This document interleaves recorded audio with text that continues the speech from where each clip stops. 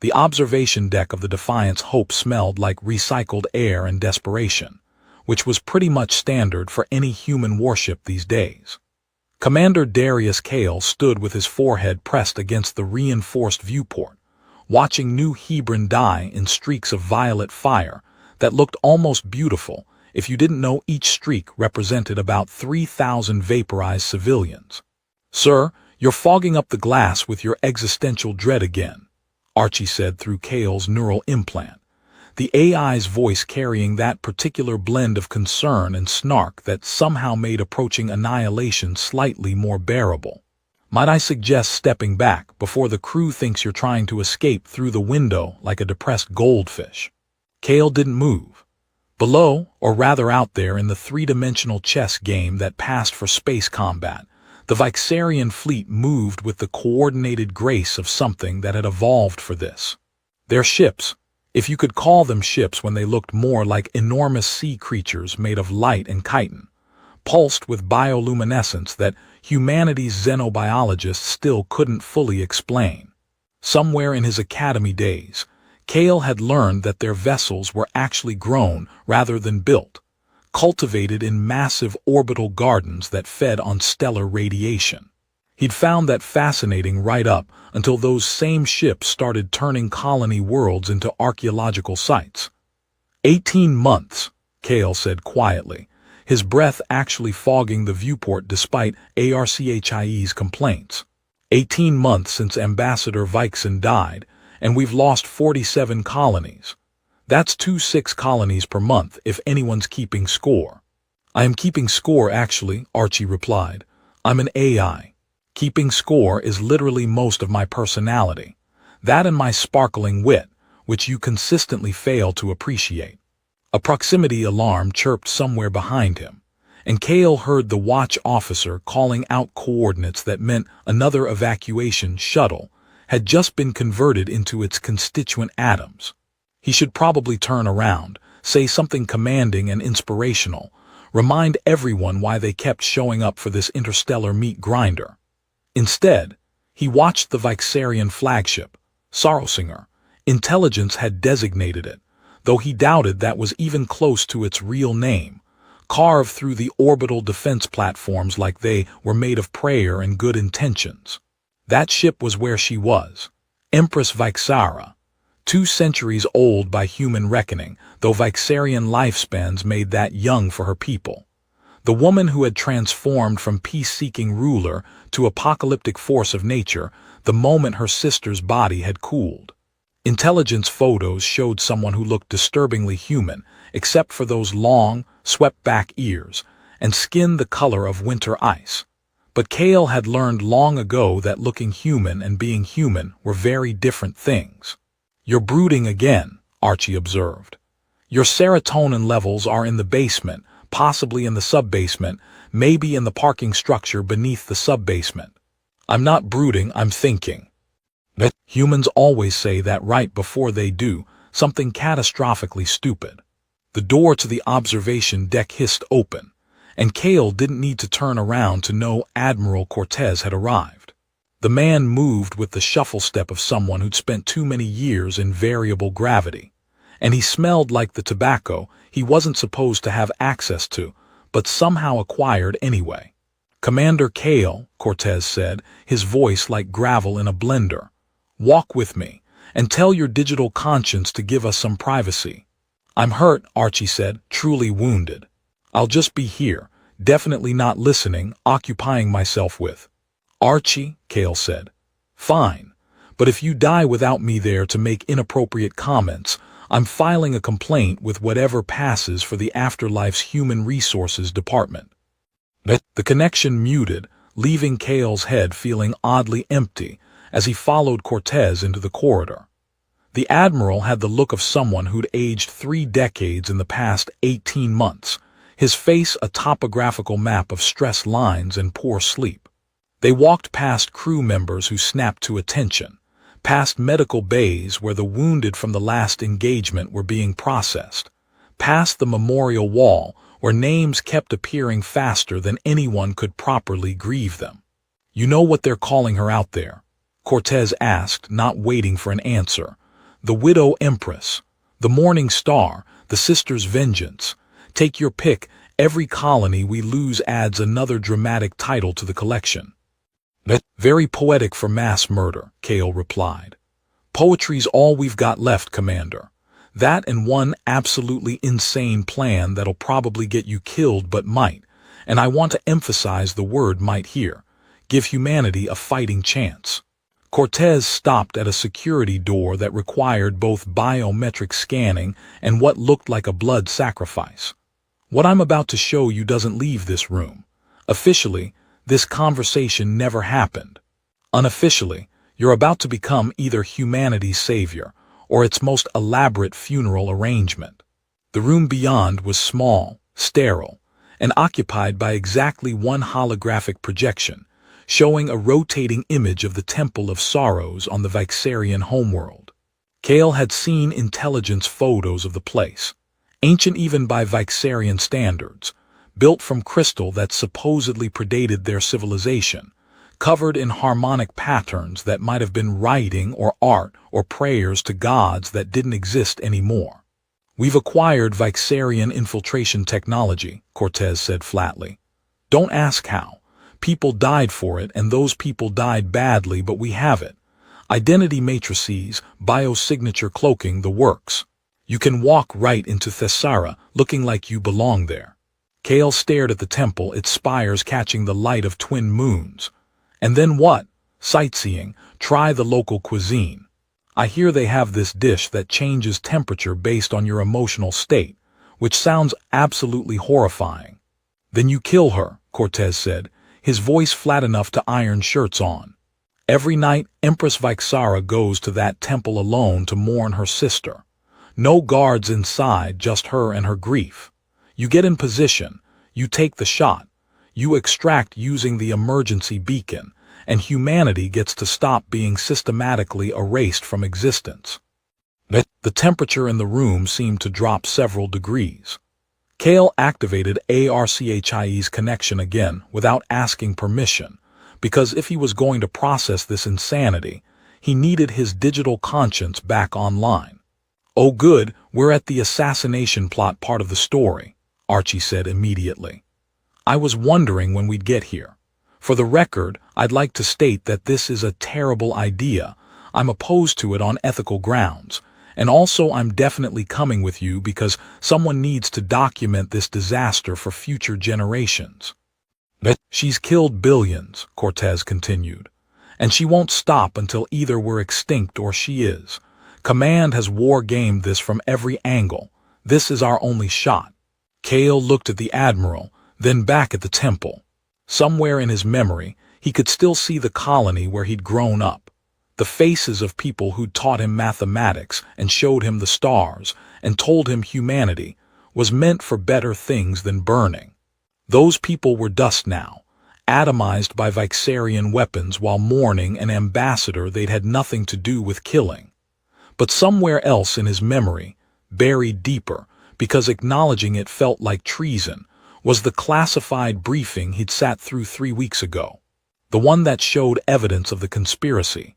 The human conspiracy, the one that proved Ambassador Leora Vyxen's assassination had been orchestrated by their own people to prevent peace. The briefing that had been immediately sealed, suppressed, buried under classification protocols that might as well have been coffins. When do I leave? Kael asked, and felt something in his chest that might have been his soul filing for early retirement. The stealth pod hit Vyxara's upper atmosphere like a stone skipping across water, except the water was superheated plasma, and the stone contained one moderately terrified human and an AI with a concerning enthusiasm for near-death experiences. I'm detecting 17 different frequencies of radiation that human bodies weren't designed to process, Archie announced cheerfully through Kael's neural implant. The good news is the biosignature cloak is compensating. The bad news is if it fails, you'll glow in the dark for approximately 45 seconds before your cellular structure decides to pursue other career opportunities. Your bedside manner needs work, Kael muttered, gripping the pod's harness as another shudder ran through the hull. Through the viewport, Vyxara resolved from abstract concept into actual world, a planet that looked like someone had shattered a moon and reassembled it with the pieces still glowing. Massive crystalline formations jutted from the surface like frozen lightning, each one pulsing with light that shifted through colors human languages didn't have names for. The pod's navigation system, cobbled together from stolen Vyxarian technology and human desperation, began its landing sequence. Kael watched the surface rush up to meet him, watched cities that seemed to grow organically from the crystal forests, their architecture flowing and curved like they'd been convinced into existence rather than built. Lights moved through the structures in patterns that might have been traffic or communication or Vyxarian teenagers playing pranks on each other. He had no idea, and that ignorance felt like walking blindfolded through a minefield. "Touchdown in 30 seconds, Archie said. "Try not to vomit inside the helmet. The cleaning fee would be astronomical, and I mean that literally since we're in space." The pod settled into a canyon between crystal spires with a gentleness that seemed almost apologetic. Kael's hands moved through the egress checklist, muscle memory taking over while his brain tried to process that he was actually here, on the homeworld of the species currently dedicated to humanity's extinction, wearing a dead person's identity like a poorly fitting coat. The identity matrix hummed against his sternum, a piece of Vyxarian biotechnology that looked like a flat disk made of frozen starlight. Intelligence had briefed him extensively on how it worked, projecting a false biosignature, adjusting his appearance to Vyxarian sensors, making him effectively invisible to their security protocols. What intelligence hadn't mentioned was how much it itched, like phantom insects crawling under his skin in patterns that spelled out, "This is a really bad idea," in a language his nerves didn't speak but understood perfectly. Identity confirmed as Thuron Vex, mid-level temple administrator with mediocre performance reviews and a gambling problem, Archie recited. According to the stolen personnel files, the real Thuron Vex was last seen boarding a transport to the outer colonies and probably won't be missed for weeks. "You're now officially the universe's most boring cover story." Kael stepped out of the pod into air that tasted like ozone and wind chimes. The gravity was slightly lighter than Earth standard, making each step feel like he might accidentally achieve orbit. Around him, the crystal formations hummed with frequencies he felt in his bones rather than heard, a constant background vibration that might have been communication networks or power distribution, or the planet itself having a conversation with the universe. A transport platform floated past, carrying a group of Vyxarian civilians who looked disturbingly human until you noticed the details. Their skin ranged from pale blue to deep lavender, and those ears, swept back and elongated, catching and focusing sound in ways that made Kael acutely aware of every breath he took. One of them, a woman with skin like frost and hair that shifted between silver and blue, wore a crystal pendant that pulsed with captured light. A memorial crystal, Kael realized, the kind he'd seen in intelligence briefings. They contained the essence of deceased loved ones, technology that was equal parts beautiful and haunting. "Don't stare," Archie whispered. "You're supposed to be a bored bureaucrat, not a tourist having an existential crisis about alien funeral customs." But Kael forced himself to move, following the navigation markers Archie projected onto his neural interface. The city, if city was even the right word, sprawled around him in curves and spirals that suggested the Vyxarians had never heard of right angles and considered them morally offensive. Buildings grew from the ground in flowing organic shapes, their surfaces reflecting and refracting light, until it was impossible to tell where one structure ended and another began. He passed through what might have been a market or a social gathering space, where Vyxarians exchanged goods and conversation while children, smaller versions with the same distinctive ears, chased each other between the crystal formations. One child, no more than 6 by human reckoning, stopped and stared directly at Kael with eyes that reflected light like a cat's. And for a heart-stopping moment, he thought the identity matrix had failed. Then the child smiled, waved with unsettling enthusiasm, and ran off to terrorize someone else. "You just got approval from a local child," Archie observed. "That's either a good sign or the universe's sense of humor working overtime." The first checkpoint appeared ahead, a shimmering barrier of energy that looked like soap bubbles made of mathematics. 2 guards stood at attention, their ceremonial armor pulsing with the same bioluminescence as their ships. They carried weapons that seemed to fold space around themselves, suggesting they didn't fire bullets so much as convince reality to reconsider your existence. Kael approached with what he hoped looked like bureaucratic boredom rather than existential terror. The guard's eyes, one with irises like gold circuits, the other with pupils that seemed to contain miniature galaxies, swept over him with professional disinterest. "Identification and purpose," the first guard said in Vyxarian, the language flowing like water over stones. The identity matrix translated automatically, feeding the meaning directly into Kael's neural interface while his mouth formed responses he barely understood. "Thuron Vex, Temple Administration," Kael heard himself say in perfect Vyxarian.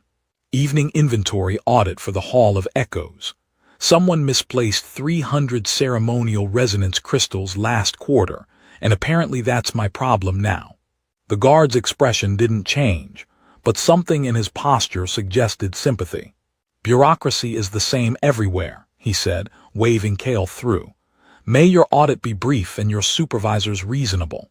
"That went disturbingly well," Archie muttered as Kael passed through the checkpoint. "Either we're incredibly lucky or walking into a trap, so elaborate it has its own postal code." The city opened up before him, and Kael found himself in what could only be described as a memorial district. Everywhere he looked, Vyxarians gathered around holograms and crystal displays showing images of Ambassador Leora Vyxen.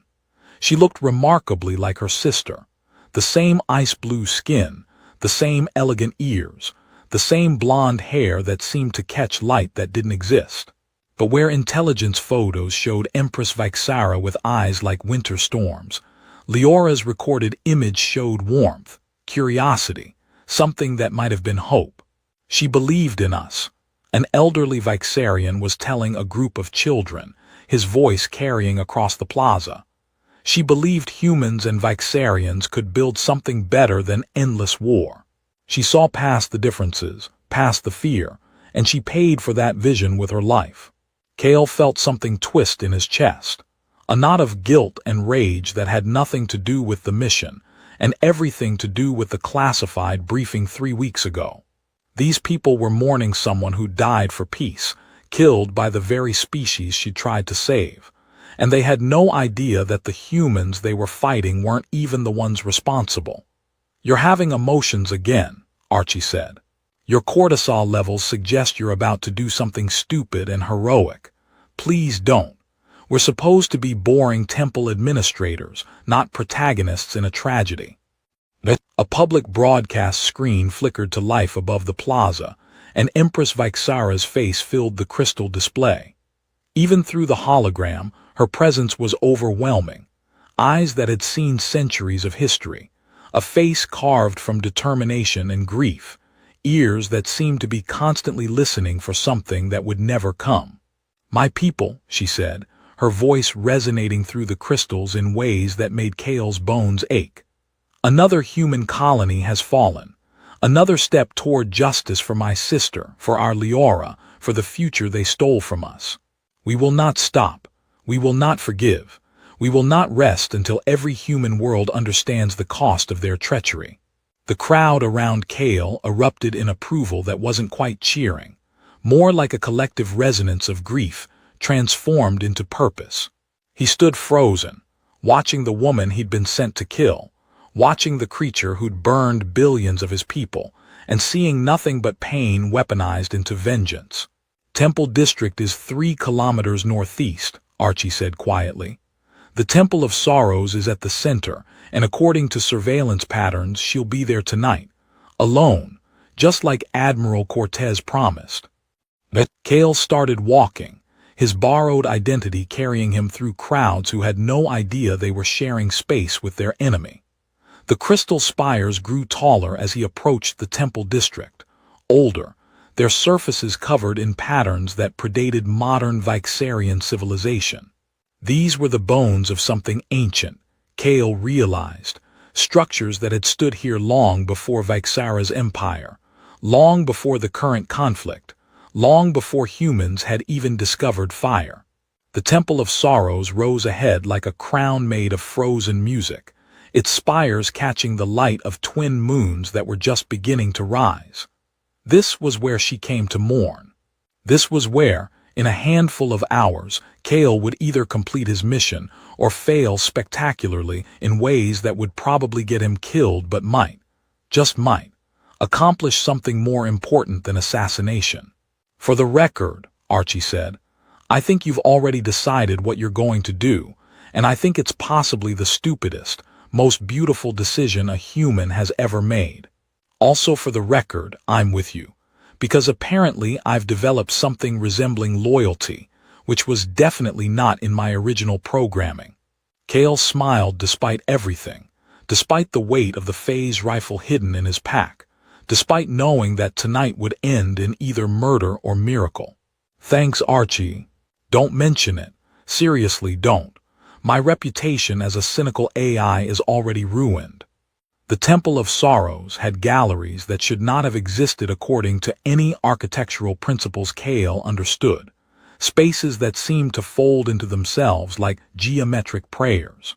He'd found a position in the upper reaches where shadows gathered thick enough to hide in, where he could see the main chamber below, and the crystal memorial that dominated its center like a frozen scream. "Neural playback loaded," Archie said, his voice softer than usual. "Are you sure you want to review this again? Your stress hormones suggest you've already memorized every frame, possibly backward and in alphabetical order." "Play it," Kael said, because some things needed to be remembered especially when they hurt. The world dissolved into memory 3 weeks ago, back on the Defiance Hope in a briefing room that smelled like fear and coffee. Commander Sarah Chen had been the one to present it, her hands shaking as she activated the holo display. She'd been the deep cover operative's handler, and when he died transmitting this data, part of her had died with him. "This is Sector 7 surveillance, 48 hours before Ambassador Vyxara's assassination," Chen's recorded voice said as images flickered to life. "The Peace Summit on Meridian Station, neutral ground, humans and Vyxarians attempting something that looked like hope." Ambassador Leora moved through the footage with grace that suggested she'd never met a stranger, only friends she hadn't spoken to yet. She was laughing at something a human dignitary said, her long ears tilted forward in what xenolinguists had identified as genuine amusement. Then the footage shifted to a cargo bay, where it definitely shouldn't have been filming. 3 humans in military gear that had been stripped of identifying marks, assembling a weapon that Kael's training recognized immediately as a quantum destabilizer. Illegal under every treaty humanity had ever signed, capable of tearing matter apart at the molecular level, while leaving energy signatures that could be manipulated to look like almost anything. The weapon was configured to mimic Vyxarian plasma discharge, Chen continued in the playback. Same frequency, same energy pattern, same everything. When it killed Ambassador Vyxara, every sensor in the sector screamed that it was Vyxarian technology. The Empress had no reason to doubt it. The footage showed the assassination itself, though Kael had only watched it once before forcing himself to see it again now. Leora walking through the diplomatic corridor, still smiling, still believing in the future. The weapon's discharge looked like purple lightning, and she'd simply ceased to exist, her body converted to ash and horror in the span of a heartbeat. Command identified the conspirators within 72 hours, Chen's voice cracked slightly. Defense contractors who stood to profit from eternal war. Political extremists who wanted humanity isolated from all alien contact. Military officers who thought peace made us weak. They killed her, framed her own people, and lit a match to the galaxy. The playback showed financial records, communication intercepts, the entire conspiracy laid bare like an autopsy. Kael watched himself in the memory ask the obvious question. Why not tell Empress Vyxara the truth? Show her this evidence. Admiral Cortez had answered, his face carved from stone and exhaustion. Because the tribunal decided that would make humanity look weak. Because admitting we did this, even if it was a faction we've now eliminated, would destroy any credibility we have left. Because the war has momentum now, and powerful people have decided it's easier to kill one empress than admit we murdered her sister. The memory dissolved back into the present, leaving Kael in the gallery with his phase rifle, and his conscience engaged in a knife fight. Below, the crystal memorial pulsed with captured light, and Kael knew without being told that it contained Leora's final moments, her last thoughts, everything she'd been before becoming a statistic in someone else's war. You know what the worst part is? Archie said quietly. The conspiracy is gone. Command eliminated every person involved within a week. Accidents mostly, very convenient accidents. So the people who actually killed her are already dead. And the war just keeps rolling forward like nobody thought to install brakes. Kael checked the phase rifle's charge, muscle memory, from 1,000 training sessions. The weapon hummed with barely contained violence, its targeting system syncing with his neural interface, showing him exactly where to aim, exactly how to end a 2-century-old life, and possibly save billions more. I've run the calculations, Archie continued. If you take the shot, there's an 87% chance the Vyxarian command structure fragments. Different factions, different priorities. Some might sue for peace. Others might escalate. It's chaos theory weaponized, and you're the butterfly that causes the hurricane. And if I don't take the shot, Kael asked, then you're definitely going to do the other thing, the stupid thing. The thing where you try to give her the evidence and hope she doesn't immediately convert you into your component atoms. The temple doors opened with a sound like wind chimes having an existential crisis, and Empress Vyxara entered alone. Intelligence had been right about that at least. No guards, no attendants, just the woman herself wearing armor that had been dimmed to something like mourning. Her blonde hair was unbound, catching the light from the twin moons filtering through the crystal ceiling, and even from this distance Kael could see how grief had carved itself into her posture. She moved to the memorial and knelt with a grace that 2 centuries of life had perfected, her long ears tilted back in what Kael's xenolinguistic briefings had identified as sorrow. When she spoke, it was in ancient Vyxarian, a language so old that Archie's translation matrix struggled to keep up. Sister, Vyxara said, her voice echoing through the temple's impossible acoustics. I have burned 47 of their worlds now, 47 colonies reduced to ash and memory. The humans call me monster, destroyer, widow, empress. They are not wrong. Kael's finger rested on the trigger, applying exactly 0 pressure, his entire body frozen in the moment between decision and action. You would tell me to stop, Vyxara continued, and something in her voice cracked like ice under pressure. You would say that revenge only creates more grief, that I am becoming the very thing you tried to prevent. You would be right, as you were always right, and I would ignore you as I always did when you tried to gentle my warrior's heart. She reached out and touched the crystal memorial, and it responded by projecting a hologram, Leora as she'd been in life, smiling that smile that suggested the universe was fundamentally good if you just gave it a chance. The Empress and the ghost regarded each other across the barrier of death, and Kael watched Vyxara's shoulders begin to shake. I miss you, the Empress whispered, and it was the sound of something ancient breaking. I miss your laugh and your ridiculous optimism, and the way you believed peace was possible even when every strategic briefing said otherwise. I miss having someone who made me want to be better than I am. But, sir, Archie said very quietly, your heart rate suggests you're about to do something that tactical combat doctrine would classify as weapons-grade stupid. Kael set the phase rifle aside, the weapon's targeting system dying with a disappointed whine. He stood, his movements echoing through the temple despite his attempt at stealth, and started descending from the gallery.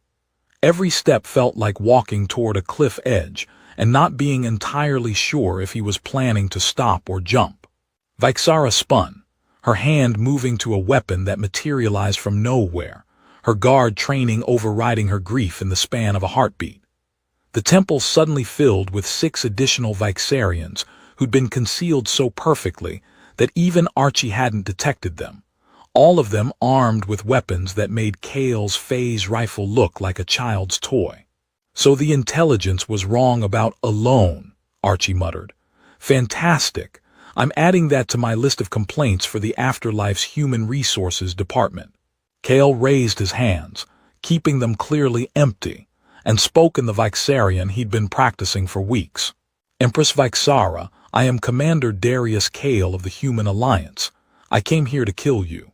The guards tensed, their weapons humming with increased power, but Vyxara raised one hand in a gesture that might have meant wait or watch or witness something interesting before we execute him. I came to kill you, Kael repeated, his voice steady despite the fact that his survival instinct was filing for divorce from his decision-making processes. But I cannot, because killing you would be easier than giving you the truth, and I have learned that humans are very good at choosing the easy path even when it leads to hell. Vyxara's eyes, adapted to see spectrums humans couldn't perceive, containing depths that suggested she'd witnessed the birth and death of stars, examined him with an intensity that felt like being dissected by curiosity itself. Her hand remained on her weapon, but she didn't draw it, didn't give the order for her guards to open fire. You stand in my most sacred space, she said in perfect Earth standard, her voice like crystal chimes arranged into language. You admit to assassination intent. You are either profoundly brave or catastrophically foolish, and I have not yet decided which possibility concerns me more. Probably both, Kael said, because if he was going to die, he might as well die honest. Your Majesty, you deserve to know who really killed your sister. And I think you deserve to know before you finish burning humanity out of existence for a crime we're guilty of, but not in the way you think. Vyxara's ears tilted forward slightly, a gesture Kael's briefings suggested meant intense interest or the prelude to violence. The xenolinguist hadn't been entirely clear on that distinction. Speak then, Commander Kael, she said, and something in her voice suggested she'd already decided he was dead but was curious enough to delay his execution. Give me one reason why I should not scatter your atoms across this temple floor and add your name to the list of humans who thought they could approach a goddess with lies. Because, Kael said, his hand moving very slowly to activate the hollow projector in his pack, I'm not here with lies. I'm here with evidence. And because your sister believed truth mattered more than convenience, even when that truth hurt like hell. The guard's weapons tracked his movement, but Vyxara watched his face instead, reading something there that made her fingers loosen slightly on her weapon. Show me, she commanded, and Kael knew he just stepped off the cliff into empty air, with nothing but hope and truth to break his fall. The hollow projector activated with a sound like reality clearing its throat, and suddenly the temple's sacred air filled with humanity's sins, arranged in chronological order. Kael watched Vyxara's face as the first images materialized. The cargo bay on Meridian Station, the 3 humans assembling their weapon of manufactured apocalypse, their faces sharp enough in the surveillance footage to see the determination in their eyes. This was recorded 48 hours before your sister died, Kael said, his voice steady despite the 6 weapons still trained on his center mass. The man on the left was General Marcus Thorne, Human Defense Logistics. The woman is Senator Patricia Voss, Colonial Affairs Committee. The other one is Dr. Raymond Hayes, Advanced Weapons Development. They're all dead now, if that matters. Command eliminated them quietly once their conspiracy was uncovered. How convenient, Vyxara said, her voice like ice scraping across steel. The guilty parties perish before they can testify to their crimes. Your species has a talent for tidy narratives. Your Majesty, if I wanted a tidy narrative, I wouldn't be standing in your temple admitting that humans killed your sister, Kael replied.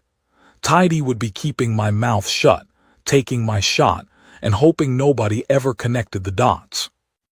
Archie's presence in his neural interface felt like a nervous cat pacing behind his thoughts. Sir, her bioluminescence just shifted to what xenolinguistic data suggests is either intense focus or pre-murder contemplation. The data isn't clear on which. This seems like important information you should have. The hologram shifted to show the weapon itself, and Kael heard one of the guards make a sound that might have been recognition or disgust. The quantum destabilizer looked like someone had given malevolent intent a physical form.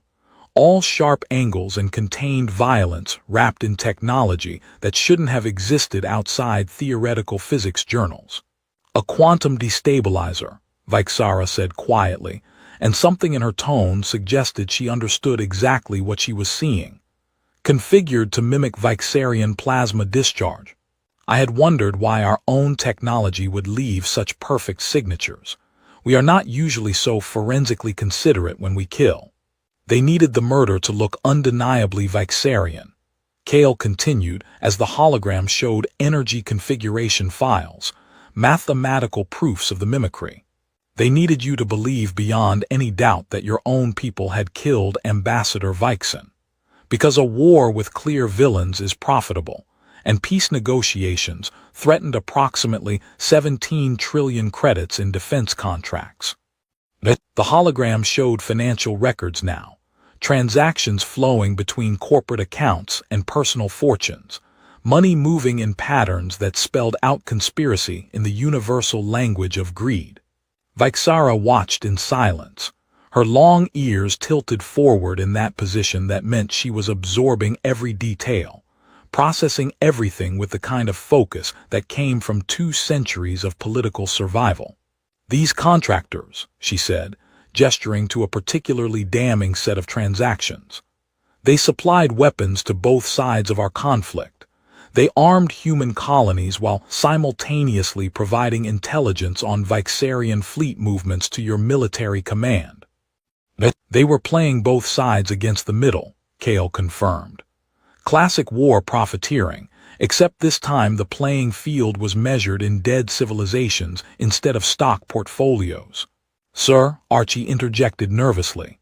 I feel obligated to mention that Empress Vyxara's heart rate just spiked significantly, and her bioluminescence has shifted to what our very limited data suggests might be rage.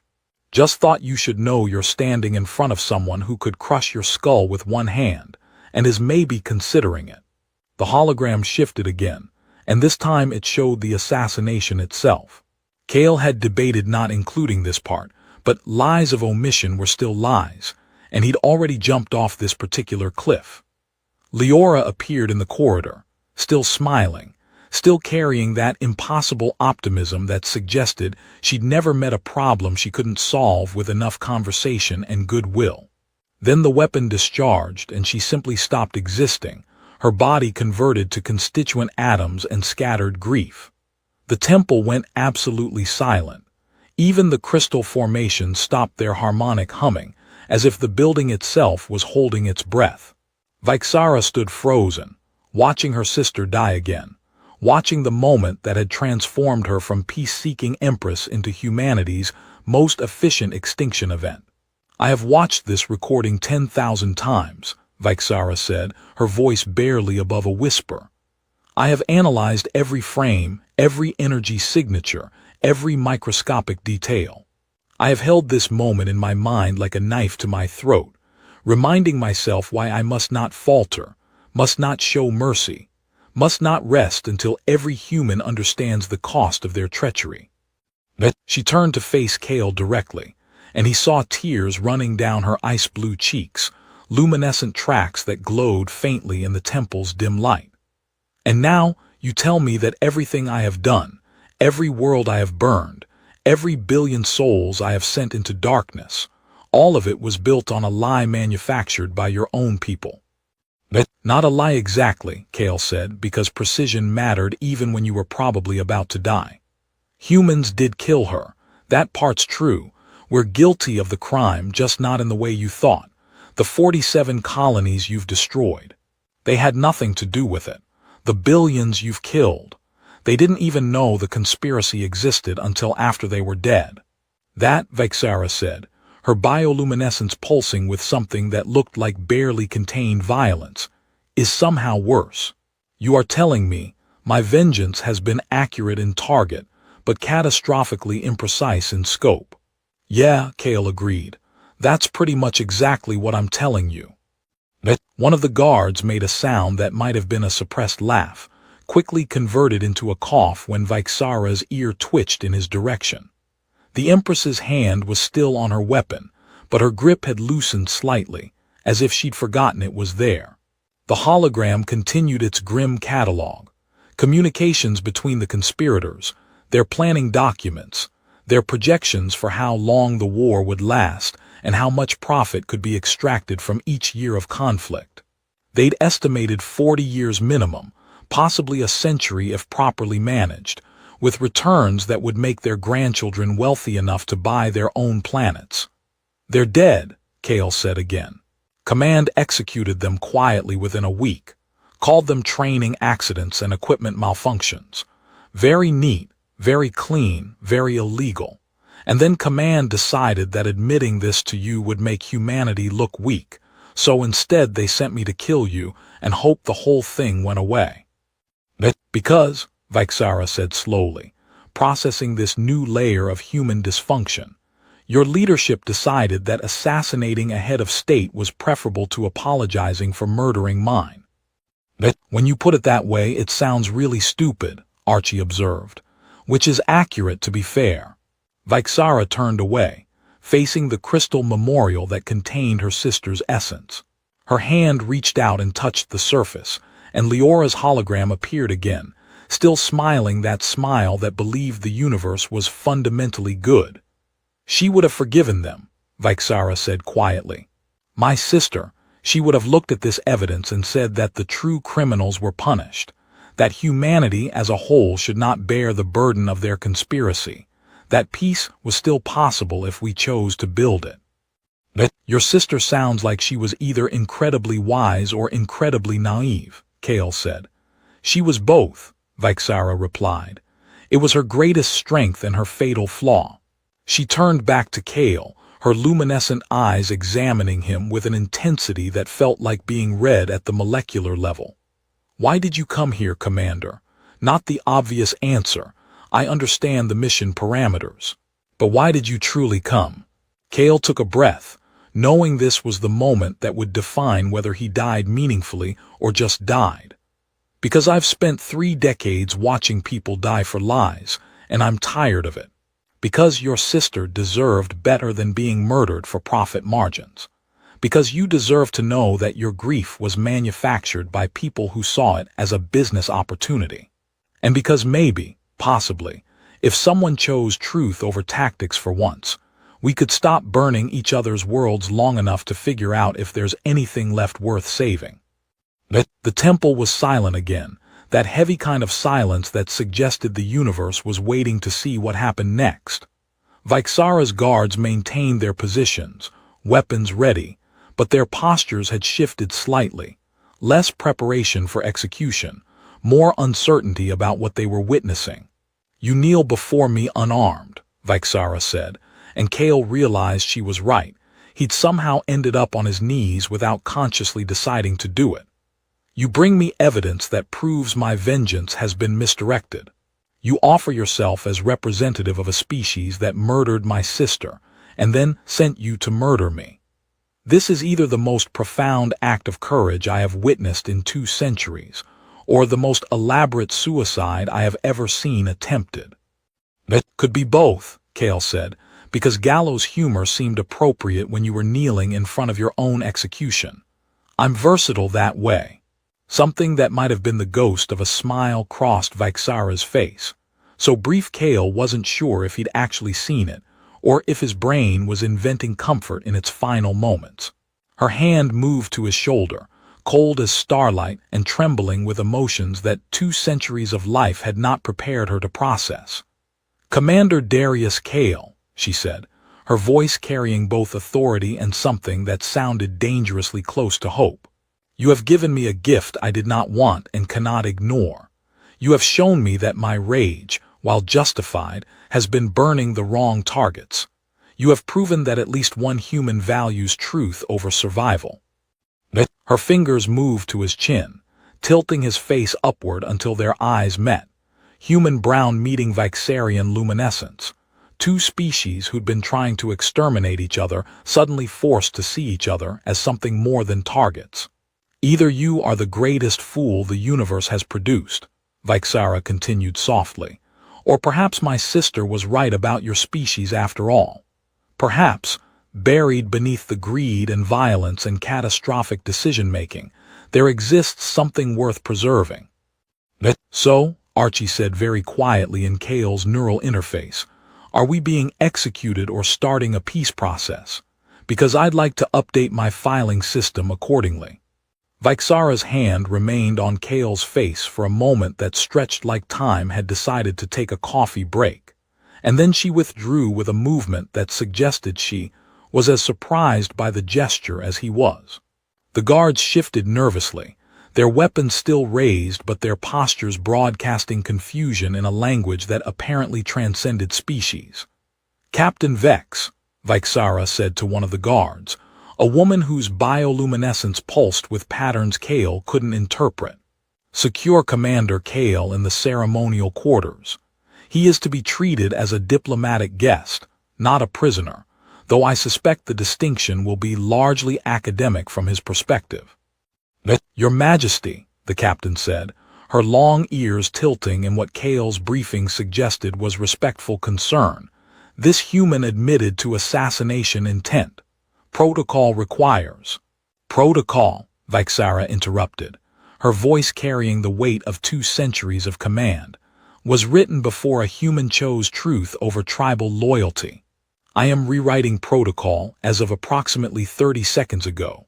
Do you have concerns about my judgment, Captain?" The captain's bioluminescence shifted to something that looked like embarrassment. "No, Your Majesty. Ceremonial quarters it is." "Sir," Archie said as guards moved to escort Kael from the temple, "I'm detecting elevated stress hormones, but also what appears to be relief, which is the emotional equivalent of being confused in multiple directions simultaneously. Are we celebrating not being dead, or worried about what comes next?" "Both," Kael muttered, "definitely both." The ceremonial quarters turned out to be a suite of rooms that defied human architectural sensibilities, with walls that curved in ways that suggested the builders had never heard of Euclidean geometry and considered it a personal failing. A window looked out over the city where crystal spires caught the light of twin moons, and Kael could see Vyxarians moving through their evening routines, completely unaware that their empress had just been presented with evidence that might reshape the entire war. 2 guards stationed themselves outside his door with the kind of professional courtesy that suggested they weren't sure if they were protecting him or preventing his escape, but either way they were going to do it efficiently. Kael collapsed onto what he hoped was a bed. It looked like crystallized foam that adjusted to his body weight with unsettling enthusiasm, and stared at the ceiling. "Well," Archie said, his voice carrying a tone of almost philosophical wonder, "we're not dead. I'm as surprised as you are. Possibly more surprised, since I ran the probability calculations and they were not optimistic." "What happens now?" Kael asked the ceiling, which remained unhelpfully silent. "Now we wait to see if Empress Vyxara decides that truth is worth more than vengeance, or if she concludes that killing you is still the most satisfying option available. The next few hours will be very interesting from a game theory perspective, assuming we survive them." Kael must have fallen asleep at some point, because he woke to find Captain Vex standing in his room with the kind of presence that suggested she'd been there for a while, and had opinions about watching humans snore. "The Empress requests your presence," Vex said in Earth Standard that carried only a slight melodic accent. "She has spent the night reviewing your evidence with her strategic council. They have questions." "Questions are good," Kael said, trying to project confidence while looking like he'd been used as a mop. "Questions mean they're thinking instead of just shooting." "Some of them wanted to shoot you anyway," Vex said with what might have been humor. The Empress suggested they were being closed-minded. It was very diplomatic by her standards, which means only 3 people required medical attention afterward. The council chamber was smaller than Kael expected, arranged in a circle that forced everyone to face each other with nowhere to hide. Vyxara sat at what wasn't quite the head of the circle because circles didn't have heads, but her position somehow commanded the space anyway. Around her, a dozen Vyxarian officials watched Kael enter with expressions ranging from curiosity to barely suppressed homicidal intent. "Commander Kael," Vyxara said, gesturing to an empty seat directly across from her. "My council has reviewed your evidence. Some of them believe it is an elaborate human deception. Others believe it is genuine but changes nothing. A few believe it changes everything. I am interested in hearing your response to their concerns." An older Vyxarian, whose bioluminescence had faded to pale blue, spoke first, his voice carrying the weight of countless strategic briefings. "Even if we accept that these specific humans killed Ambassador Leora, your species as a whole enabled the conditions that made such conspiracy possible.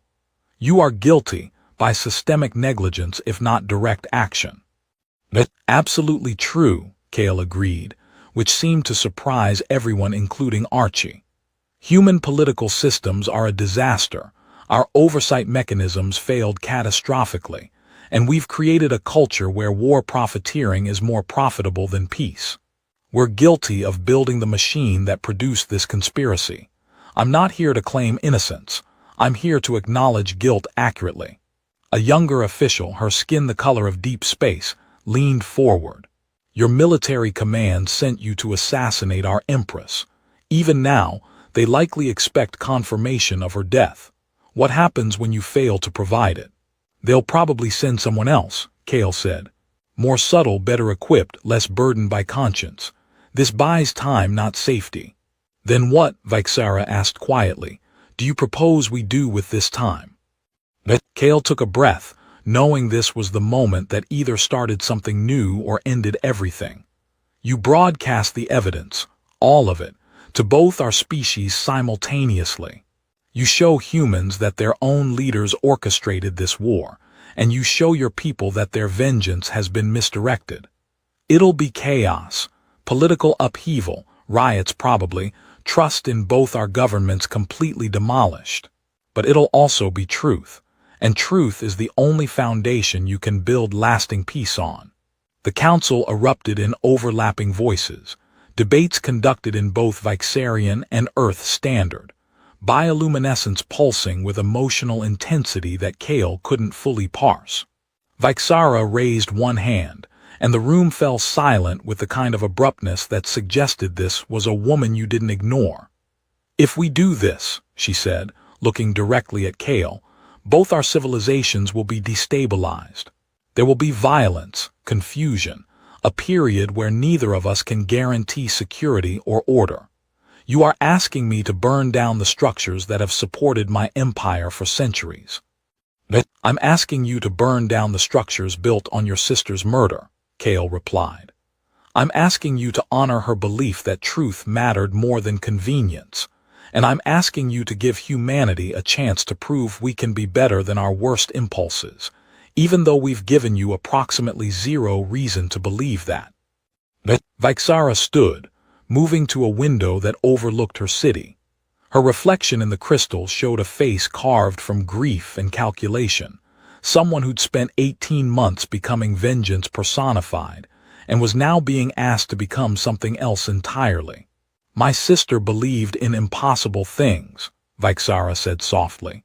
She believed humans and Vyxarians could build something beautiful together. She believed that understanding could overcome fear, that cooperation could replace conflict. I thought her naive, dangerous in her optimism, a liability to our security. She turned back to face the council and Kael. I was wrong. She was not naive. She simply saw further than I could. She understood that the only way forward was through truth, no matter how painful, no matter how destabilizing. She died for that belief, and I have spent 18 months destroying everything she worked for.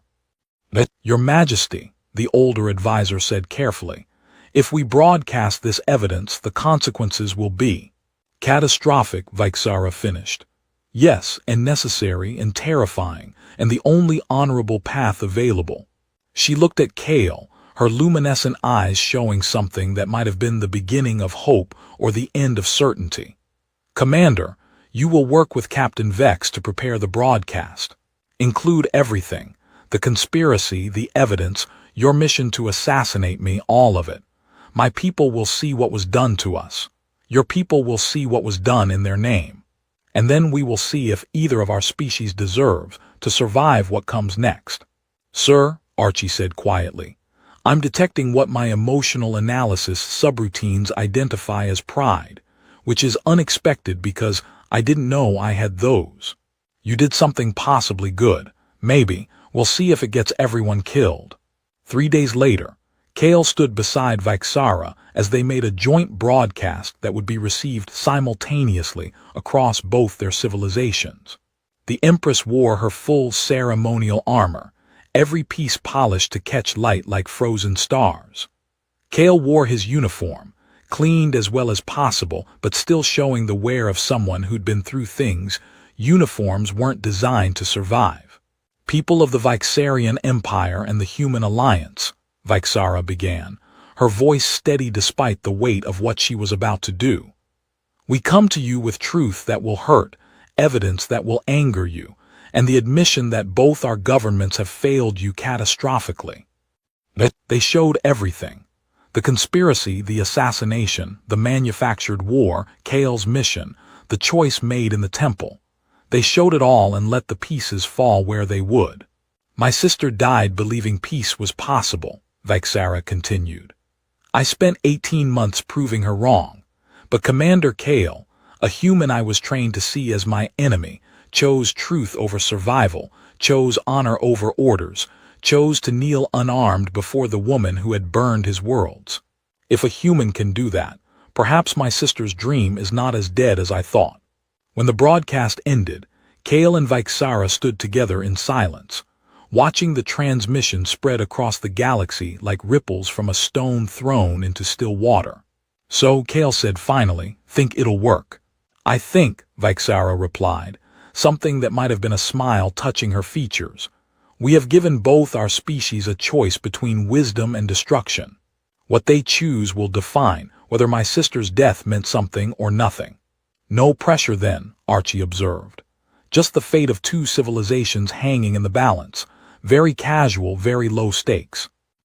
Vyxara's hand found Kael's shoulder again, that same cold touch that somehow carried warmth.